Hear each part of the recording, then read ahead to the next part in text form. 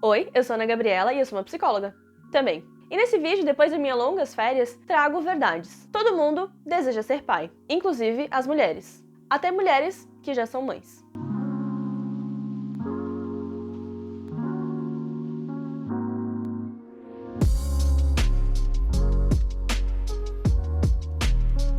Antes de mais nada, se você é novo ou nova por aqui, não esquece de se inscrever no meu canal, ative o sininho para receber notificação toda vez que eu postar um vídeo novo, que no caso é quase toda quinta-feira, às 6 horas da tarde, e aproveita e me segue lá no Instagram para saber quando tem algum tipo de contratempo, quando eu resolvo fazer minhas longas férias, e para acompanhar também outros conteúdos que acabam não vindo pra cá. Ah lá, mal voltou e já começou com essas palhaçadinhas. Como assim todo mundo quer ser pai? Tu endoidou? Calma. Sim, eu usei de uma frase para tentar atrair a tua atenção, e aparentemente consegui. Mas ela, de certa forma, é uma verdade, e você já vai entender o porquê. Nem todo mundo deseja parentalidade, e isso deve ser respeitado, independente de quem seja. A questão é que a gente vive numa sociedade na qual a maternidade é compulsória e extremamente idealizada. Repare você que eu especifiquei maternidade, significando que é esperado que mulheres se tornem mães. Isso nos moldes perfeitos já colocados, o que causa adoecimento em muitas mulheres que procuram por essa perfeição e assumem uma carga mental muito alta, além das altas expectativas e frustrações em relação a esse papel, como a gente já comentou aqui algumas vezes. E com isso, eu aproveito para te perguntar, e os homens? E a paternidade? Onde é que fica nessa história toda? Prevejo você com 10 pedras na mão, na intenção de atirá-las na minha direção, mas vou te pedir para ter calma e se permitir refletir um pouco comigo sobre o assunto. Nos dados de 2021 da Associação Natural não...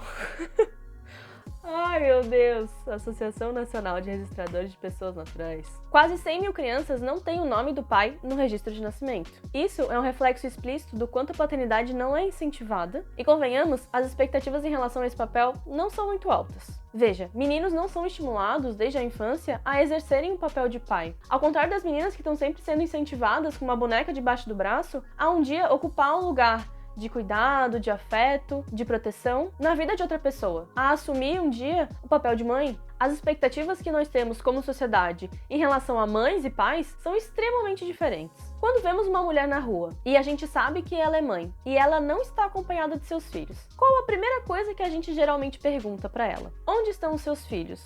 Com quem você os deixou? Ao contrário do que geralmente acontece com o pai. Isso porque a figura desse homem não fica fusionada à função de pai. Um outro exemplo. Eu, como profissional, tô sempre reforçando a expressão mulher-mãe. Isso porque há uma tendência das mulheres a cederem suas individualidades, de serem quem são e suas particularidades, à maternidade. E a minha intenção com isso é tentar separar esses dois lugares. O papel de maternidade, o papel materno, e a mulher na sua individualidade. Enquanto, por outro lado, os homens raramente cedem facilmente à paternidade. E como eu mencionei anteriormente, eles não se deixam fusionar com esse papel. Geralmente não abdicam de si, de sua individualidade, para viver o papel de pai. Não que o movimento das mulheres se fusionarem com a maternidade seja positivo, mas esse distanciamento dos homens com a paternidade gera também quando a gente vê um homem fazendo o mínimo que um pai faz, quando o pai exerce um papel de cuidado e afeto. Ele se torna o pai do ano. Você entende aonde eu quero chegar? Ana, isso quer dizer que você considera todos os homens maus e que eles são naturalmente péssimos pais?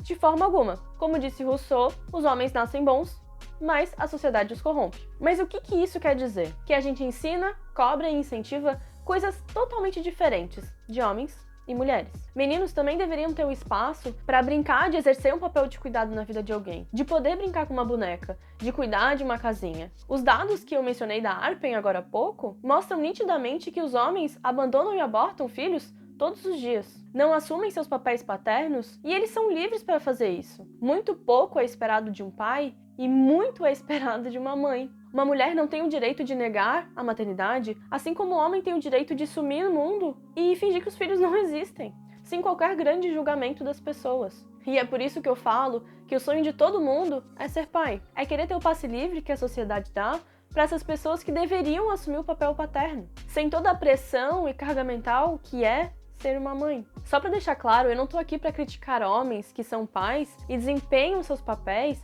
e cooperam com as mães de seus filhos, independente se há uma união, casamento, enfim. Meu objetivo aqui é fazer com que as pessoas reflitam sobre a alta carga colocada nos ombros das mulheres mães, e desse pano passado de forma muito intensa para homens que deveriam assumir as suas paternidades, mas fogem assim que possível de todas as responsabilidades que a paternidade traz. Se você gostou desse vídeo, não esquece de deixar o seu gostei, comenta aqui embaixo o que você pensou sobre o assunto, aproveita e compartilha esse vídeo com outras pessoas, e no mais, eu acho que é isso. Um beijo e até a próxima.